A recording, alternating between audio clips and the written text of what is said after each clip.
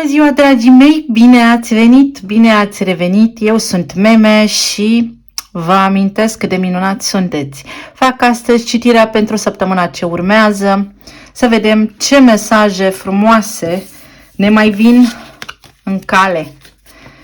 Sper să aveți o săptămână minunată, sper că aceasta a fost liniștită, sper să aveți iubire, să fiți sănătoși, armonioși și împliniți, dragii mei, împliniți. Să vedem ce mesaje apar pentru voi săptămâna viitoare. Este citire colectivă pentru că noi în esență suntem toți unul. Da, avem manifestări individuale, unice și originale, dar sufletul nostru e parte dintr-un întreg. Hai să vedem mesaje pentru suflet pentru voi săptămâna viitoare.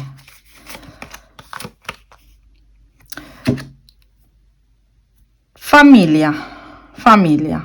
Poate o întrevedere cu familia, poate ceva decizii în legătură cu familia, o vizită, o discuție. Familia va fi importantă pentru voi săptămâna viitoare. Pot apărea aici lucruri care au legătură cu familia.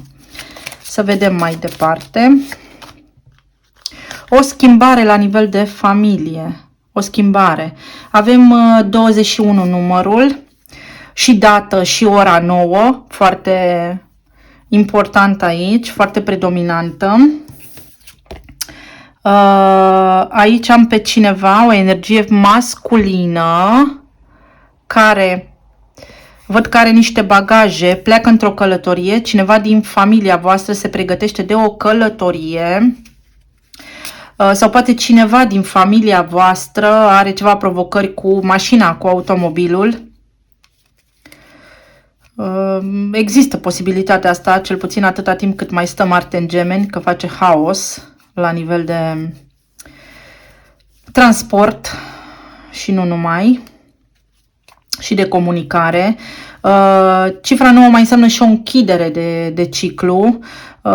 21 înseamnă atât femeia cât și bărbatul, deci soțul și soția sau partenerii iau o decizie cu privință sau în ceea ce privește copilul. Copilul poate să facă o călătorie săptămâna viitoare, să se pregătească de ceva nou în viața sa sau pur și simplu să existe schimbări. Aici avem o carte Justiția, ceva de genul, judecata, curtea de apel, ceva de genul acesta.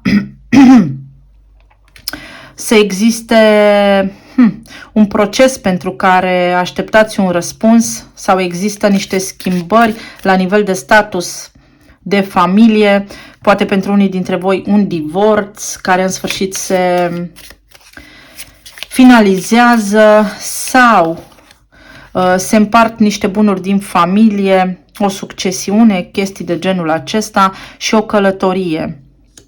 Sau unii dintre voi vă luați la revedere de la copiii care pleacă la studii, la ceva studii legale. Și aici avem abundență și prosperitate, o veste bună. Deci, dragii mei, unii dintre voi finalizați săptămâna viitoare sau începe procesul de finalizare, da, a unei acțiuni în instanță, de unde aveți câștig de cauză. Alții dintre voi aveți pe cineva din familia voastră care face o schimbare de statut. Ce însemna aceasta, voi știți cel mai bine, și trebuie să plece undeva pentru ca situația familiei voastre să se îmbunătățească la nivel financiar. Alții dintre voi aveți o reuniune unde stabiliți niște lucruri care implică întreaga familie și împărțiți niște venituri sau faceți niște chestii din acelea, cum spuneam, succesiuni și nu mă pricep exact. Să vedem ce mai putem afla. Poate la nivel de relație, în sfârșit, se face lumină, vi se face dreptate înțelegeți de ce poate o energie masculină a părăsit relația și conștientizarea, căci avem aici cifra 11 pe care o aveți în sfârșit vă duce către încheierea acestui capitol și către a începe o rescriere a vieții voastre la un nivel mai prosper, mai abundent, mai profund, mai împlinit. Să vedem. Acesta este oracolul Keeper, iar acesta este tarotul Gregory Scott. Relație, planul material și sănătate.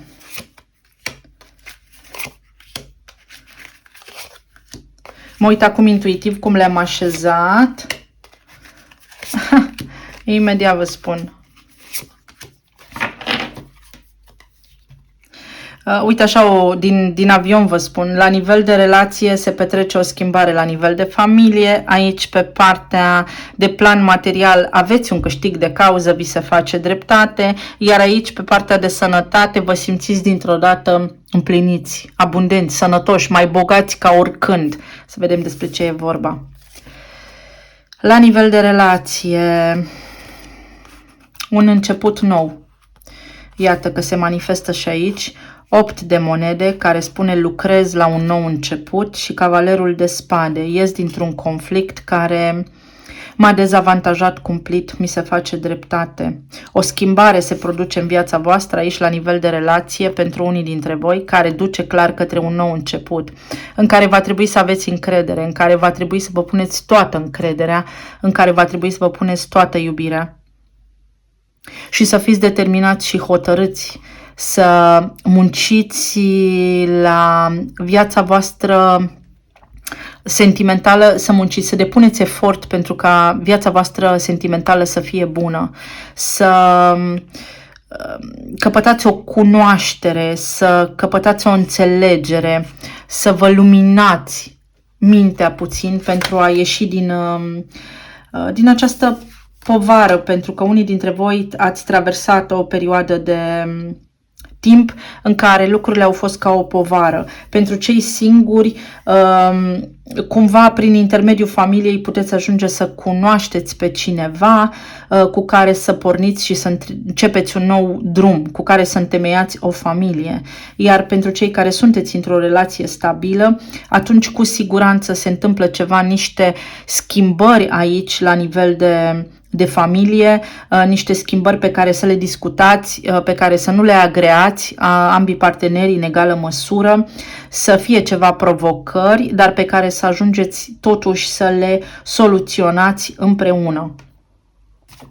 Pentru cei care sunteți în separare, cumva vă dați bătuți și pe de o parte bine faceți, pentru că atunci când lași în voia divinității lucrurile, cumva noi nu avem puterea și imaginea de ansamblu a lucrurilor, ni se oferă un nou început. O schimbare îți oferă un nou început, o schimbare aici pe care nu o poți vedea acum. Și o alegere pe care trebuie să faci. Trebuie să faci o alegere, dragă suflet, aici, dar pe care cumva eviți să o faci. A existat aici în permanență o amânare și acum a venit momentul să iei o decizie care efectiv nu mai poate fi amânată. În toate cazurile, că sunteți singuri, că sunteți etc. 6 de cupe vorbește despre o retrăire, despre o reuniune. Unii dintre voi va trebui să alegeți dacă există împăcare, dacă există reconectare, dacă mai există o a doua șansă în relația voastră de cuplu sau dacă mergeți pe drumul vostru, pentru că va trebui să puneți în balanță lucrurile care s-au întâmplat până acum, efortul pe care l-ați depus și să vedeți dacă chiar mai merită acest lucru. Și nebunul. Dacă mă împac cu cineva sau o iau de la început singur sau în egală măsură, dacă mă împac cu cineva și o luăm de la început împreună. Ambele variante sunt posibile. Iei o decizie importantă săptămâna viitoare, cumva energia momentului și energia săptămânii te împinge către o închidere de ciclu, o schimbare aici te împinge către o decizie care te poate pune fie din nou în conexiunea dorită, fie pe un alt drum, pe un început nou. Dacă vorbim despre cei singuri care doresc să cunoască pe cineva, atunci au ocazia, fie apare în viața voastră cineva din trecut, din nou și puteți lua o conexiune, puteți lua conexiunea de la capăt, fie cunoașteți pe cineva nou prin intermediul serviciului sau prin intermediul familiei și așa mai departe. Bun, aici la planul material, mă întorc puțin la relații. Aici s-ar putea să fiți în divorțul acela de la notar, în termenul acela de 30 de zile. Nu știu cum este prin alte țări, dar bănuiesc că există o cale din asta mai viabilă de divorț, în care să fiți întrebați, mai aveți vreo șansă, v-ați gândit bine? Există și această posibilitate. La planul material, văd o reușită formidabilă, după cum spuneam, aici vi se face dreptate, primiți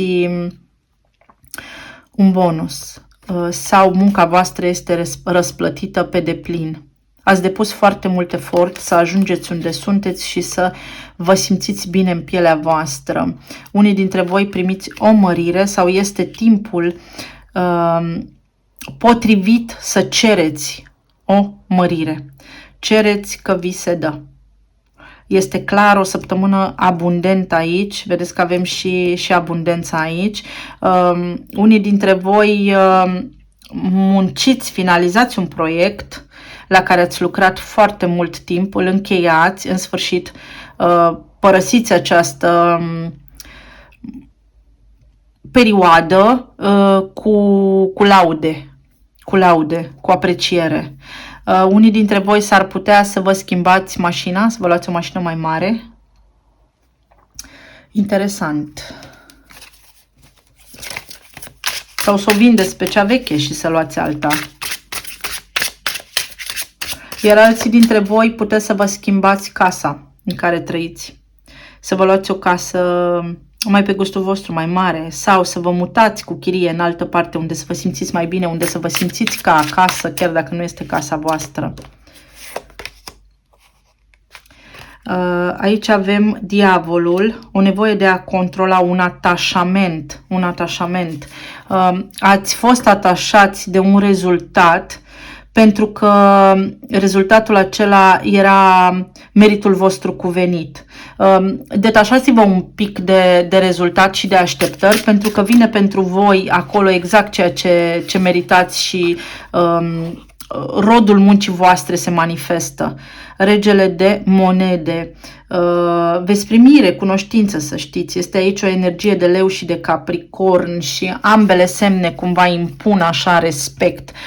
Unii dintre voi, să știți că sunteți ceva, aveți o funcție de manager, o funcție importantă, lucrați într-o instituție sau aveți de-a face cu cineva care lucrează într-o instituție și creați un parteneriat, semnați niște acte, lucrați împreună sau în sfârșit puneți bazele unei colaborări, dacă aveți afacerea proprie cu cineva important, cu cineva care are susținere financiară pentru proiectele pe care voi doriți să le desfășurați împreună.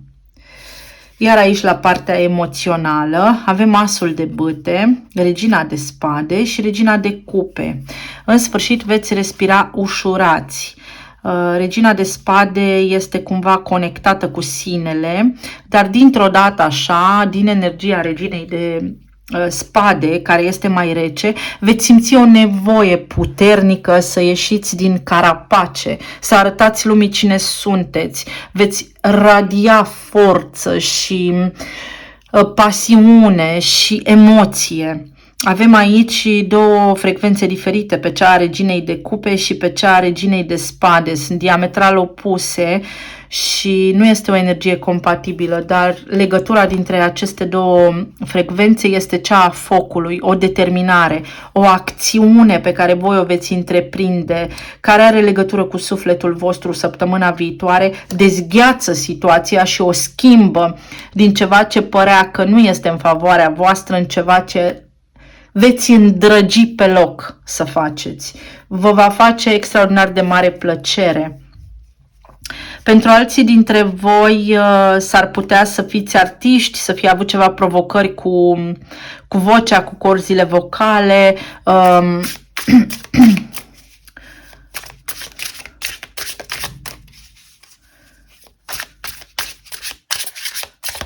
Pe unii dintre voi vă văd la ceva galerie de artă sau locuiți pe lângă vreo galerie de artă sau în vreun oraș vestit cu galeria de artă. Văd aici oricum în tot cazul un entuziasm major, o nevoie să schimbați niște lucruri care oricum vor fi în beneficiul vostru. Unii dintre voi în sfârșit cumva aveți bugetul necesar să faceți o călătorie de suflet, iar alții dintre voi faceți cumva o călătorie inițiatică sau nu știu, țineți post. Da. Trei de spade. Vă eliberați de o frustrare, vă eliberați de o durere, puneți stop unui neajuns și puneți stop unei situații care nu a funcționat pentru voi până acum, cu pajul de cupe. Ajungeți în armonie, veți avea o săptămână în care vă veți simți bine, se schimbă așa peste noapte starea voastră interioară, posibil la auzul unei vești. Posibil în urma acestei schimbări, posibil cineva din familie să vă ajute, un copil sau un copil cu care până acum vă certați, dintr-o dată săptămâna viitoare este tot lapte și miere. Pajul de bâte. Veți avea o energie extraordinar de jucăușă, veți avea o săptămână în care veți vorbi foarte mult și la telefon, veți face și drumuri, dar vă veți simți bine. 5 de bâte. Vă veți simți bine săptămâna viitoare.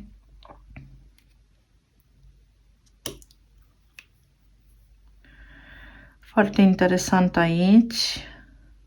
Vă veți simți puternici. Cineva va pierde controlul asupra voastră. Asta se întâmplă aici.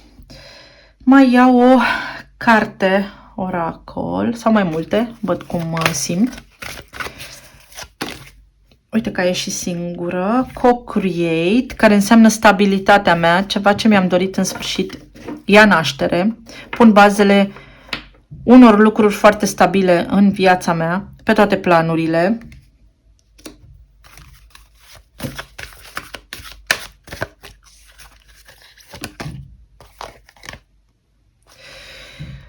Inimă loială, alături de niște oameni stabili.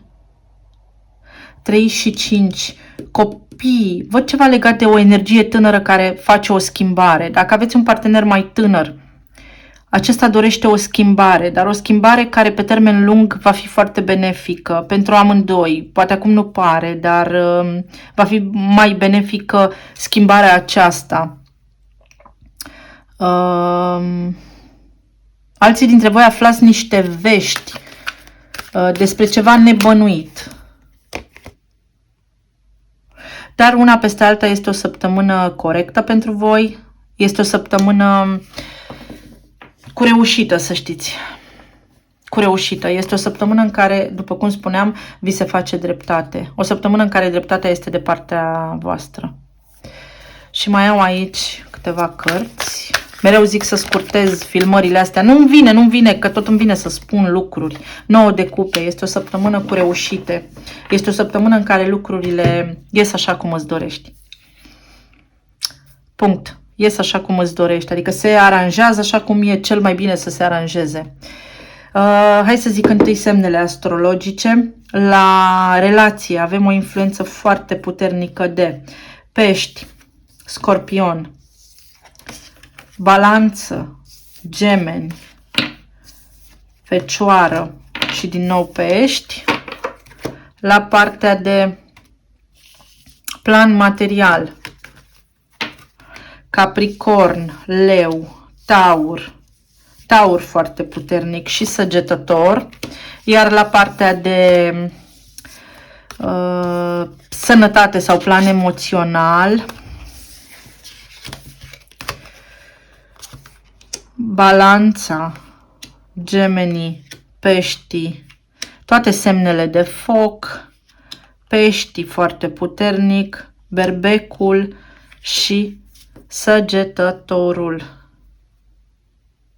Poate fi și Leul, poate fi și Berbecul dacă o interpretăm intuitiv dincolo de însemnătatea cărții în sine. Talismanele.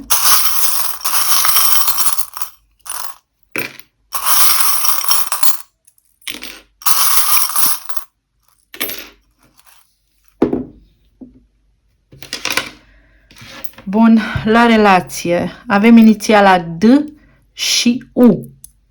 Poate fi o zi de duminică, poate fi fonetic, să faci ceva, do din engleză. Aici spune te iubesc, iar aici spune pentru ochii mei să găsești bucurie în toate experiențele tale de până acum.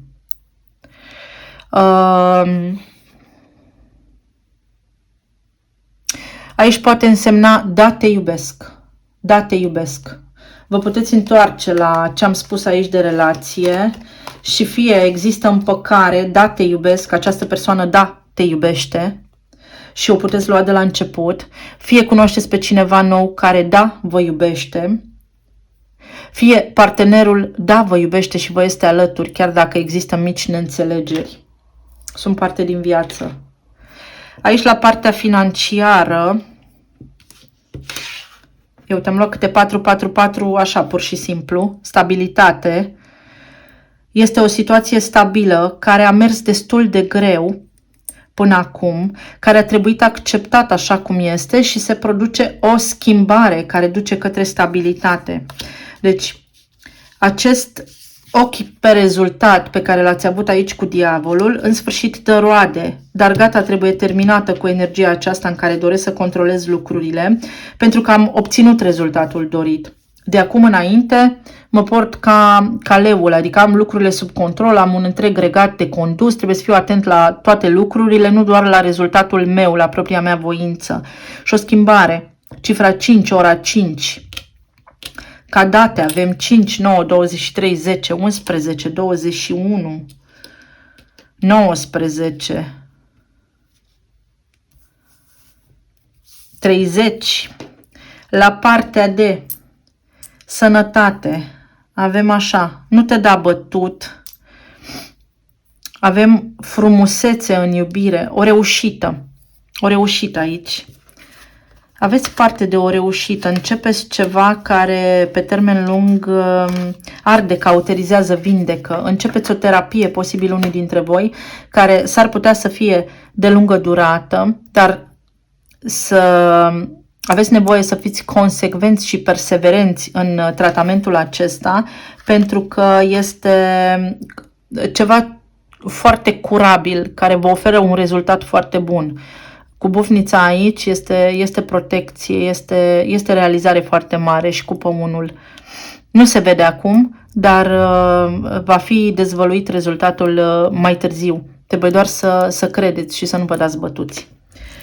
Vă mulțumesc tare mult, dragii mei, să aveți o săptămână minunată și să fiți bine, să aveți iubire și sănătate și reușită pe toate planurile. Vă îmbrățișez cu drag. Pa, pa!